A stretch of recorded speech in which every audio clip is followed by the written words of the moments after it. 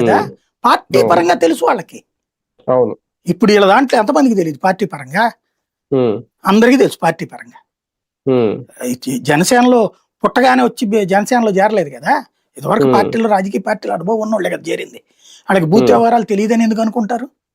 ఉమ్, ప్రతి ఉమ్, కార్యకర్తకి తెలుసు. అయితే గీతే కొత్తగా యంగ్స్టర్స్ ఉట్టి నినాదాలు చేసే యంగ్స్టర్స్ ఉంటారు చూడండి, వాళ్ళకి ఉమ్, తెలియకపోవచ్చేమో.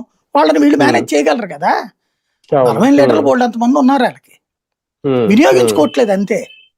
ఉమ్, ఉమ్. అది సమస్య. అంటే అంటే బలమైన లీడర్లు రేపు పొద్దున్న అధికారంలోకి వచ్చినా ఇప్పుడు ఆ 20 మంది ఎమ్మెల్యేలు ఎలా ఉన్నారు అలాగే పరిస్థితి ఉంటుందని అనుకున్నారా వాళ్ళు? అంటే పార్టీని ప్రేమించే వాళ్ళని ఆయన ఏమి పోస్టులు ఇవ్వట్లేదు అక్కడ.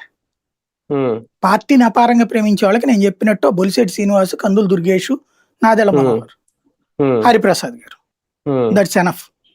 ఉమ్, మిగతా అన్ని ఆ నాగబాబు గారు అంటే సరే కుటుంబ సభ్యుడు, అది వేరు. అవును ఉమ్, మిగతా ఉమ్. వాళ్ళల్లో అట్లాగేం పోస్టులు ఇవ్వలేదు ఆయన.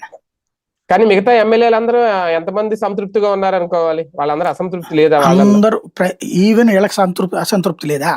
కందుల ఉమ్. దుర్గేష్ కి, నాదెళ్ల అంటే మనోహర్కి. వీళ్ళంటే మంత్రి పదవులు వచ్చారు, హరిప్రసాద్ గారు అంటే అయినా ఎమ్మెల్సీ, కూడా నాగబాబు అసంతృప్తి గారు ఉండదు. అంటే సొంత ఎందుకంటే మనిషి కాబట్టి ఆ సర్దుకుపోతారు. పొజిషన్ లో ఉన్నప్పుడు వాళ్ళకి తగిన గౌరవం రాకపోతే ఫీలింగ్ రాదా అంటే బేసిక్ గా? డామినేషన్ తట్టుకోలేకపోతున్నారు కదా సార్, దాన్ని వీళ్ళు ఎలా కూడా మెయింటైన్ తట్టుకోలేరు, చేస్తారు? ఉమ్, మంత్రులు కూడా తట్టుకోలేరు టీడీపీ డామినేషన్. అవును కాబట్టి అలాగే టీడీపీ బయటపడరు. వాళ్ళు కూడా వీళ్ళ చొరవని కూడా తట్టుకోలేరు వాళ్ళు కూడా. అవును కాబట్టి ఇందులో ఏమీ లేదు. పవన్ కళ్యాణ్ గారు ముందు